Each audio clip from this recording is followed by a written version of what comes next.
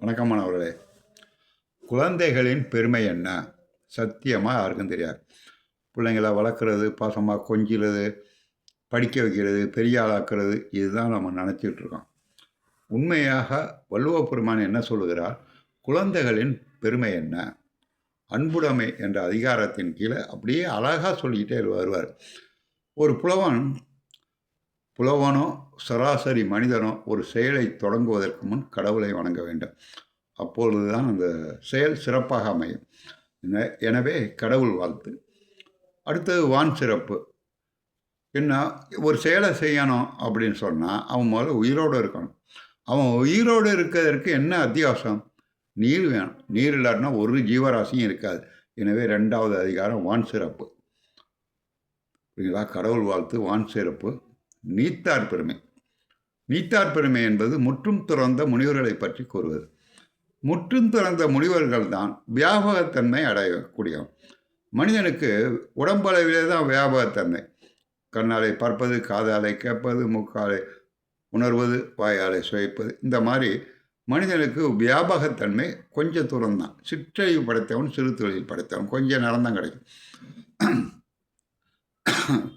வியாபகத்தன்மைன்னா இந்த பிரபஞ்சங்களில் என்ன நடக்குது, ஒரு மனிதன் என்ன குற்றம் செய்கிறான், எப்படி வாழ்கிறான், இதெல்லாம் பற்றி அறிந்து கொள்வது யார்? ஒன்று கடவுளுக்கு தெரியும்.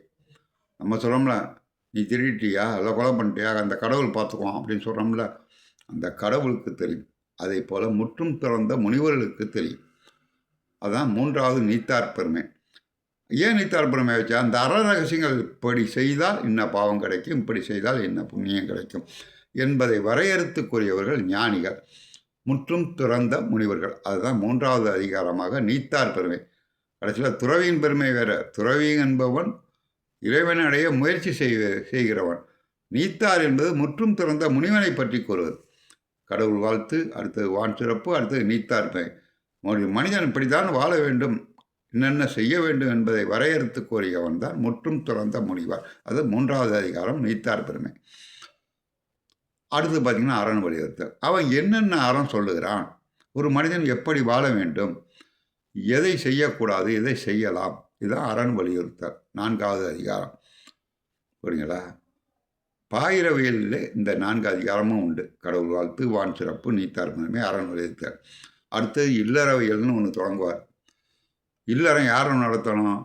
கற்புடைய மனைவியோடும் அப்படின்னு எழுதுவார். கற்புடைய மனைவி என்பால் என்ன? ஒழுக்க சீரோடு வாழ்பவர்கள் கற்புடைய மனைவி. ஒரு அறம் தர்மம் செய்யணும்னா மனைவி நினச்சாதான் செய்ய முடியும். ஒருத்தன் வீட்டுக்கு வர்றான், அவனுக்கு சோறு போடு, கொஞ்சம் பசியோட இருக்காமல் இருக்குன்னா மனைவி போடணும். அவனுக்குறான், அவனுக்கு எதுக்கு போடணும் அப்படின்னு நினச்சா அந்த அறம் வளராது. அதனால் இல்லறவியலை தொடங்கி அதுக்கு முன்னாடியே முன்னுரையாக கற்புடைய மனைவியோடும்னு தொடங்குவார்.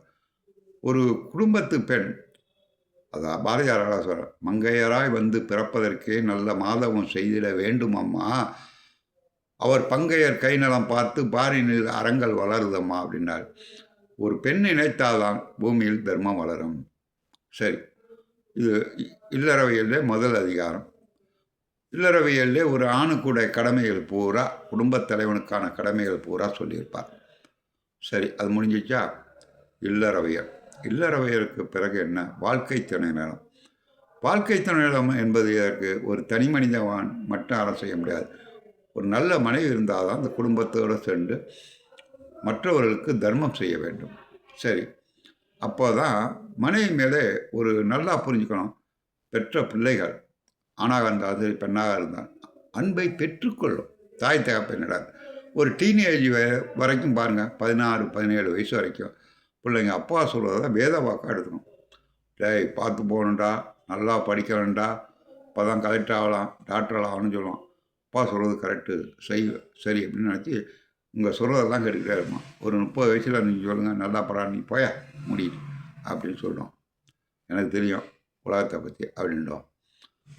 இதனால் என்ன செய்யணும்னா, புதல்வர், அதாவது வாழ்க்கை துணத்தை அமைச்சு அதுக்கு பிறகு புதல்வரை பெறுதல் அதிகாரத்தை கொண்டு வர்றார். இந்த புதல்வரை பெறுதலில் தான் அன்புடைமை, அதுக்கு பிறகு அன்புடைமை கொண்டு வர்றார். ஒரு மகன் நல்லபடியாக பிறந்தான், வாழ்ந்து கொண்டிருக்கான். இப்பொழுது அன்புடைமை எங்கே வந்தது? முதலிலே தன் பிள்ளைகள் தாய் தகப்பனிலிருந்து அன்பை பெற்றுக்கொள், பிறகு அவனுக்குன்னு ஒரு கல்யாணம் ஆகி மனைவி குழந்தைகள் வந்தால் அப்போ தான் அன்பை கொடுப்பான். முதல்ல மனைவி மீது அன்பை கொடுப்பான். என்ன கல்யாணம் ஆனால் பூ வாங்கிட்டு வருவான், வாழைப்பழம் அல்வா வாங்கிட்டு வருவான், எல்லாம் வாங்கிட்டு வருவான். அப்போ தான் பாசம் என்றால் என்னங்கிறது அவனுக்கு புரியும். அது வரைக்கும் அப்பா அம்மா வளர்த்தது அவர்களோட கடமை என்று நினைத்தாலும் சரி, ஏதோ அப்பா தான் தெய்வம்னு நினச்சி வாழ்ந்துக்கிட்டு இருக்கவன் கல்யாணம் ஆனவன்னா மாறிவிடுவான். பிறகு தன் பிள்ளைகள் மேல் அப்பொழுதுதான் அன்பை காட்டுகிறான். அவனுக்கு 60 வயசு ஆகும்போது ஓஹோ அப்பா அப்படி தானே வளர்த்தாருன்னு அப்போ புரியும். ஆனால் அப்போ புரியாது. 30 வயசில் அவனுக்கு குழந்தைகள் பிறக்கும்போது புரியாது. அடுத்தது பார்த்திங்கன்னா அன்புடைமை. மனைவி மேலே அன்பாக இருப்பான், பாசமாக இருப்பான். ஒரு குழந்தை பிறந்தவுடன் அந்த குழந்தையின் மேல் அன்பு பிறக்கும். அதுதான் பெரிய அதிசயம் அன்புடைமை. அதுவரை தன் தாய் தப்பிடம் அன்பை பெற்றுக்கொண்டவன் அன்பை பெரிடம் காட்ட நினைக்கும் போது தன் மனைவியிடம் முதலில் காட்டுவான், பிறகு தன் குழந்தைகளிடம் காட்டுவான். ஒரு ஆஃபீஸில் வேலை பார்க்குறாரு, ஒரு கலெக்டரோ அல்லது பிஓவோ வீட்டுக்கு வந்து ஃபைல்லாம் எழுதிக்கிட்டே வருவார். திரும்பி அப்பா அன்ட்டு வரும் புள்ள இங்கு பாட்டில் தட்டி விட்டு அவன் மேலே ஏறும், ஃபைல்லாம் வீணாக போடும். உடனே இந்த பிள்ளையை போட்டு அடிப்பானா? அப்படி அடித்தா அவன் அப்பனா? தன் குழந்தை அன்புடமே அவன் மீது வந்து விட்டது. திருக்குறளில் அடுத்த 3வது குறள், மலர் மிசை ஏகினான் மானடி சேர்ந்தார் நிலைமிசை நீர் வாழ்வார்னு ஒரு குறள். அதில் என்ன எழுதுவார்னா, ஒரு சிறுத்தை என்ன செய்யணும்னா, ரொம்ப பசி வந்துட்டு தன் குட்டியெல்லாம் இருக்குது. இந்த சிறுத்தை என்ன செய்யணும்னா, ரொம்ப பசி வந்துட்டு தன் குட்டியை பிடிச்சி அடிச்சு திம்பான். அதுக்கு தேவை பசி தானே, 6ஆம் அறிவு கிடையாது, 5ஆம் அறிவு தானே, மிருகம் தானே. தன் குட்டியை பிடிச்சி அடித்து திங்க வேண்டாம், திங்காது.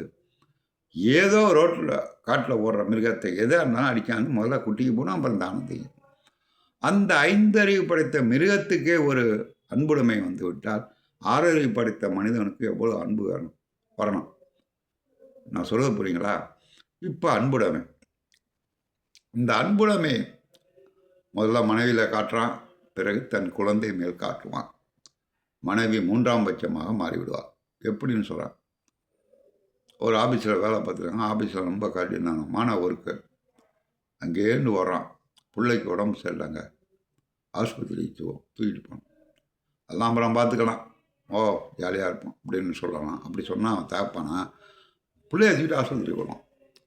இதிலிருந்து என்ன புரிகிறது? மனைவி 3ஆம் பட்சம் தான், தன் குழந்தை மேல் அன்பு வந்துடும். பிறகு மெல்ல மெல்ல கசிந்து சமுதாய மக்களிலே மாறும். சமுதாய மக்களிலிருந்து இந்த நாடு பூரா மாறும். நாடு பூரா மாறினா உலகம் எல்லாம் மாறும். உலகம் பூரா மாறுகிற ஒருவன் தான் ஞானி ஆகிறான், கடவுள் ஆகிறான். இப்போ நான் சொல்ல அந்த கருத்து என்னன்னு கேட்டிங்கன்னா, இந்த அன்புடைமை விரிந்தால்தான் அவன் மனித பிறப்புக்கே அர்த்தம். அன்புடைமை விரியாவிட்டால் அவன் மனிதன் கிடையாது.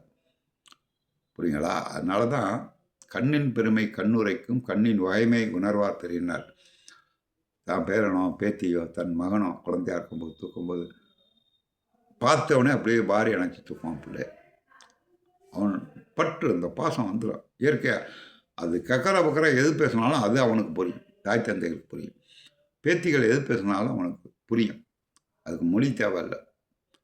இந்த அன்புடைமைங்கிறது அவ்வளோ முக்கியமான விஷயம். 8 நிமிஷம் ஆகிடுச்சா? நாளைக்கு அடுத்த வீடியோ போடலாம். நன்றி, வணக்கம்.